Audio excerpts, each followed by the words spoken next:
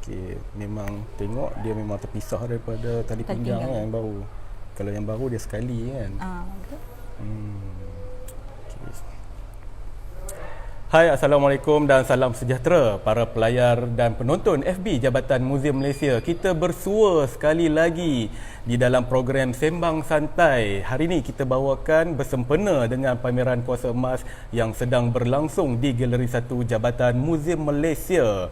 Hari ini kita nak bawakan satu tajuk kepada anda di luar sana. Kita nak berkongsi dengan anda tentang koleksi yang berada dalam pameran kuasa emas ni, iaitu koleksi terpilih di pameran kuasa emas tak lain dan tak bukan di hadapan kami sekarang ni, iaitu koleksi yang dinamakan Pending. Dan saya bukannya nak berkongsi dengan anda, tapi saya bawakan orang yang sepatutnya bercakap tentang koleksi ini. Beliau merupakan penolong kurator di bahagian pengurusan koleksi Jabatan Muzium Malaysia. Diperkenalkan kepada kita iaitu Puan Nur Hasila binti Hashim. Selamat datang Puan. Baik, terima kasih Cik Yusri. Okey, hari ini kita nak bersembang-sembang santai lah dengan para penonton kat luar sana. Ya. Tentang koleksi terpilih yang terdapat di dalam pameran kuasa emas ni Puan. Sebelum kita nak teruskan lagi, kita nak tahu tentang latar belakang Puan, dah berapa lama berkhidmat di Jabatan Muzium Malaysia ni khususnya. Silakan Puan. Okey, baiklah, saya mula bertugas di Jabatan Muzium Malaysia pada Oktober 2001. Okey, lama. Jadi pada mulanya saya ditempatkan di unit dokumentasi dan penerbitan. Di unit tu saya diberi tugas-tugas membantu penerbitan bahan-bahan terbitan Jabatan Muzium Malaysia. Okey. Kalau dulu dipanggil Jabatan Muzium dan Antiquiti, Ya, betul. jadi ada berita JMA, buletin JMA, dan juga ada membantu dalam penerbitan katalog-katalog yang katalog-katalog pameran, dan juga buku-buku khas iaitu yang berdasarkan penyelidikan yang dijalankan oleh Jabatan Muzium dan juga kaki tangan jabatan. Kaki tangan jabatan. Oh, daripada tahun 2001 ah. 2001. Oh, sekarang dah tahun 2022. Ya, kemudian 2008 saya mula ditugaskan di bahagian pengurusan koleksi. Okey. Okey, pada mulanya saya ditempatkan di unit inventory. Inventory. Di unit inventory tu saya banyak melaksanakan tugas-tugas pendokumentasian koleksi. Dan juga mengemaskini rekod-rekod inventory koleksi Jabatan Muzium. Ini termasuklah rekod-rekod di muzium-muzium di bawah persediaan Jabatan Muzium sendirilah. Okey, maknanya luas pengalaman Puan Sheila ni. Memang tak salah lah kita ambil hari ni nak berkongsi dengan anda dekat luar sana. Cuma yang terkini saya ditempatkan di unit perkhidmatan repositori, masih lagi di bawah pengurusan koleksi. Tapi di unit perkhidmatan repositori ni saya berurusan secara langsung menjaga koleksi, memastikan keselamatan koleksi. Okey. Ni bukan saja orang kata buat inventory dan sebagainya, dokumentasi, tapi inilah menjaga artifak bukti negara yang kita ada di Jabatan Muzium Malaysia ini. Betul Puan? InsyaAllah. InsyaAllah. Baiklah Puan, sebelum kita nak teruskan dengan koleksi yang ada dekat depan kita ni, boleh tak Puan ceritakan dekat kita tentang sepintas lalu pameran kuasa emas yang sedang berlangsung sekarang ini Puan? Okey, baiklah. Kita biasa kalau sebut emas, semua orang akan tertumpu kepada mengatakan iaitu sebagai barang perhiasan bagi kaum wanita. Ya, betul. Jadi Jabatan Muzium ingin memberi pendedahan dan pengetahuan kepada masyarakat berkenaan dengan kuasa emas ini. Emas ni biasanya dia akan mempengaruhi status sosial sesuatu bangsa ataupun masyarakat ataupun individu itu sendiri. Kemudian kuasa emas tu di dalam mempengaruhi ekonomi negara, juga kuasa emas tu di dalam budaya masyarakat, sesuatu masyarakat. Ya, budaya masyarakat kan. Yalah, bila kita sebut tentang emas ni, siapa yang tak suka emas Puan? Ya, betul. Siapa yang tak suka emas? Walaupun ia sekadar pisang emas orang kata, berebut orang nak makan tu kan. Tambah lagi emas yang padu, yang tulen ni kan. Berebut. Dia memang orang kata dah jadi satu budaya dalam masyarakat. Dan ia amat sinonim lah dengan kaum wanita sebenarnya. Ya, betul. Puan Sheila pun suka pakai emas kan. Kalau kata tak suka tu saya pelik lah juga kan. Baiklah Puan, Dekat depan kita sekarang ni kita ada koleksi yang kita pamerkan dekat para pengunjung yang hadir ke dalam pameran Kuasa Emas ni. Ini kita nak berkongsi dengan anda tentang koleksi yang dinamakan Pending. Boleh tak Puan ceritakan sikit apakah Pending ni sebenarnya? Okeylah, untuk pengetahuan semua penonton dan juga Cik Yusri, Pending ni sebenarnya kepala tali pinggang, belt bucket lah. Jadi kalau kita tengok tali pinggang moden, kepala tali pinggang tu dah bersekali. Tetapi dahulu kepala tali pinggang tu terpisah daripada tali pinggang tu sendiri. Memang yang kalau kita tengok ni kepala dia lain. Dia punya tali pinggang pun lain. Okey. Kalau kita tengok pula dalam budaya sekarang ni, saya sendiri ada melihat banyak kerabat diraja yang pakai dalam majlis-majlis tertentu. Adakah budaya ini juga terdapat di dalam masyarakat yang orang kata biasa di kalangan rakyat Malaysia khususnya, ataupun pemakaian ini sesuai digunakan hanya majlis-majlis tertentu saja? Silakan Puan. Ya, kalau macam zaman dahulu, tali pinggang Pending ni digunakan untuk mengikat kain dan juga kalau bagi kaum lelaki samping, kalau bagi perempuan kain. Jadi memang digunakanlah. Kalau kita tengok daripada segi penggunaan kepada golongan mana tu, biasanya golongan bagi golongan kerabat diraja, golongan bangsawan, mestinya ciri-ciri Pending tu sendiri berbeza kan. Mungkin ada digunakan oleh golongan biasa, tapi mungkin tidak, bahan dia berbeza dan motif dia juga berbeza.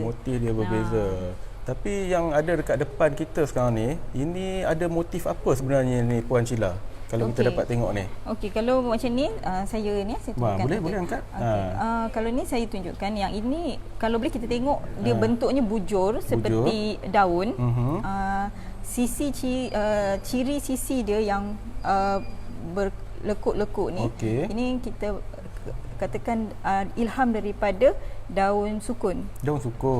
Kemudian motifnya ni adalah motif flora, iaitu dikenali sebagai getam guri ataupun ketam guri.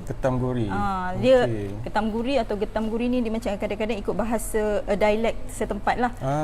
Kan. Tapi getam guri ni sejenis tumbuhan. Bunganya berkelopak 5 seperti bunga raya, tapi dia lebih kecil.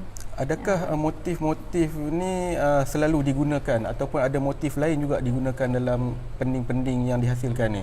Ya, memang kalau kita tengok motif-motif flora ni memang biasa digunakan dalam pembuatan bahan-bahan buatan masyarakat Melayu.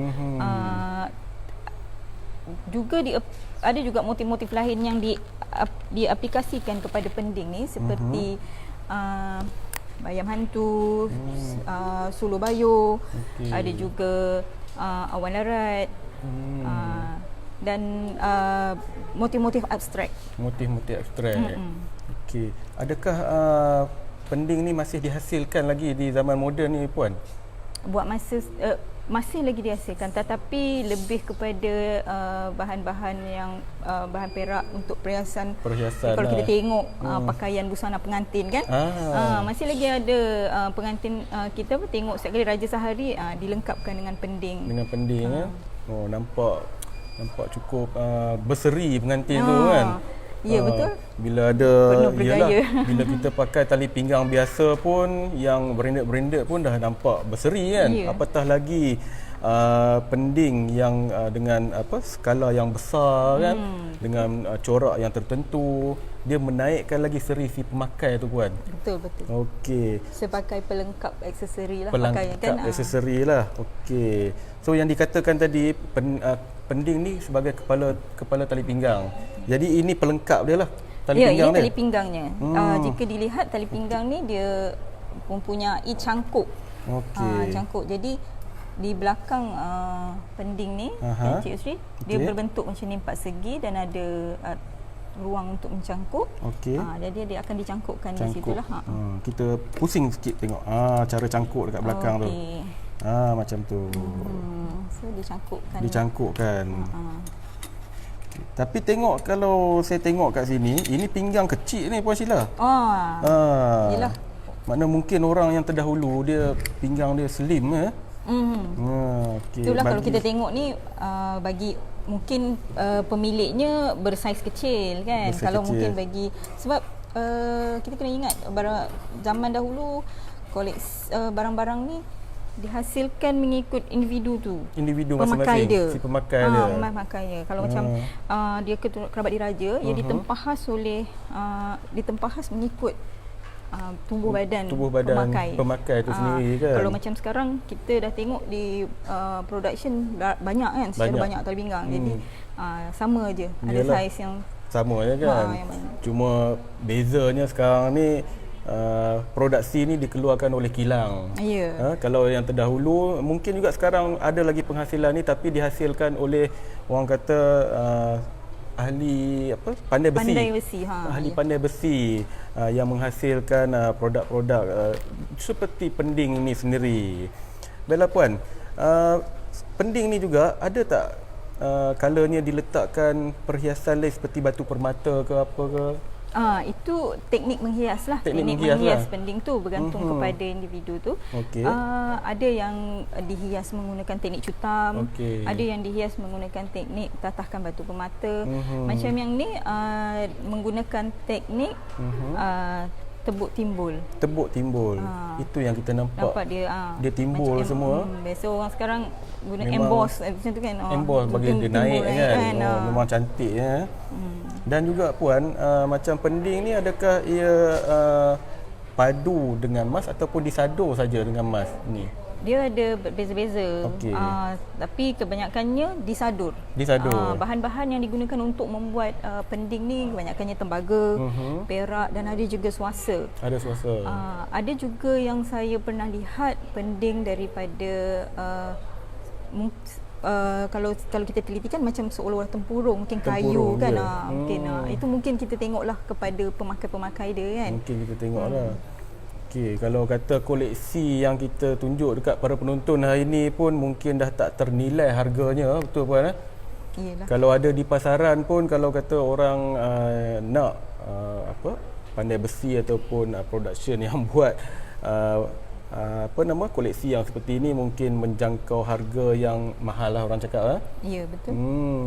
Dia bukan apa Cik Yusri. Pada saya lah kan, nilai tu kita tengok kalau koleksi tu dia dihasilkan daripada kurun 16, 17. Kita berada dalam zaman sekarang ni semua serba menggunakan teknologi. Jadi ia mudah kan. Sampaikan batik pun dicetak, direka dulu di dalam komputer motif-motif dia, baru dicetak dan dicetak di kain kan. Jadi kita kena hargai hasil buatan tradisional ni sebab kita menghargai kesusah payahan dan juga kemahiran tukang pandai besi tu. Betul. Maknanya sekarang ni orang kata titik peluh mesin. Tapi orang terdahulu ni titik peluh manusia yang buat benda tu. Jadi nak menempa besi berhadapan dengan api. Dengan apinya. Mengambil masa yang lama nak siap. Kalau mungkin koleksi yang sekarang ada mungkin mengambil masa yang amat singkat. Betul Puan? Betul. Memang menarik sekali pending ni. Dari segi koleksi pending ni pula Puan, bagaimana didapatkan ataupun ada sumber perolehan yang bagaimana pula Puan? Daripada kalau di jabatan museum, perolehan sesuatu koleksi tu dia melalui beberapa cara. Pertama mungkin secara perolehan, pertama perolehan mana kita beli daripada pemilik lah. Kita beli daripada pemilik, kemudian melalui tawaran, mereka menawarkan kepada kita, kita beli. Kemudian secara hadiah, di mana ada pemilik-pemilik yang ingin menghadiahkan koleksi-koleksi mereka hadiahkan kepada jabatan. Ada juga kalau yang macam barang-barang etnologi ni biasanya dua itulah tertumpu, tapi kalau daripada segi yang bahan-bahan alam semua jadi apa semua tu kebanyakannya ada yang cari gali, ada yang kembar nekat macam tu. Cari gali arkeologi tu lah. Cari gali arkeologi. Temuan sengaja dengan tak sengaja tu kan. Sengaja dan tak sengaja, betul. Ini antara sumber perolehan yang boleh didapati ya. dan juga koleksi-koleksi ada juga yang dibeli hadiah dan sebagainya. Betul. Dan Puan, kalau tak silap saya lah kita nak berkongsi dengan para penonton kat luar sana. Kita ada satu kempen sebenarnya ni tentang koleksi. Betul ada. Ini dinamakan kempen Derma Koleksi yang telah pun disempurnakan oleh Yang Berhormat Menteri Pelancongan Seni dan Budaya Malaysia. Betul Puan? Betul. Jadi kita mengambil kesempatan ini juga Puan. Betul. Kita nak mewar-warkan kepada para penonton kat luar sana yang ingin menyumbang koleksi, boleh berhubung terus. Boleh berhubung terus dengan bahagian pengurusan koleksi. Mana tahu ramai pula nak sumbang koleksi nanti kan. Yalah, sekiranya ada tuan-tuan dan puan-puan ada mempunyai koleksi-koleksi, tak kiralah sama ada tembaga yang seni ke ataupun perak ke ataupun apa-apa saja pakaian ke yang mempunyai nilai estetika pembuatannya yang tradisional semua yang memang bernilai. Kita nak menjaga khazanah negara ni kan. Yang macam sekarang ni mungkin tidak dihasilkan lagi. Jadi bolehlah dermakan kepada Jabatan Muzium Malaysia. Okey, tapi dalam masa yang sama ia juga ada terma dan syarat yang telah ditetapkan. Betul Puan. Betul. Baiklah Puan, terima kasih kerana sudi berkongsi dengan kita tentang koleksi terpilih di pameran Kuasa Emas ni, iaitu koleksi Pending. Okey Puan. Baiklah, bagi para penonton dan pelayar Facebook Jabatan Muzium di luar sana, sentiasalah mengikuti kami di media sosial seperti Facebook dan juga Instagram, dan kami juga ada laman sesawang rasmi iaitu www.jmm.gov.my, kerana kami sentiasa menyampaikan informasi yang terkini permuziuman Jabatan Muzium Malaysia di seluruh negara, khususnya buat anda di luar sana. Dan jangan lupa like, share dan follow segala informasi, program, aktiviti yang kami adakan, bukan saja di Jabatan Muzium Malaysia tetapi juga di 20 buah muzium kami lagi di seluruh negara khususnya. Puan, kita nak tinggalkan para penonton dengan tagline kita sebenarnya. Okey. Jom kita hayati sejarah dan budaya negara kita dengan tagline Muzium kita, Tamadun kita. Jumpa lagi.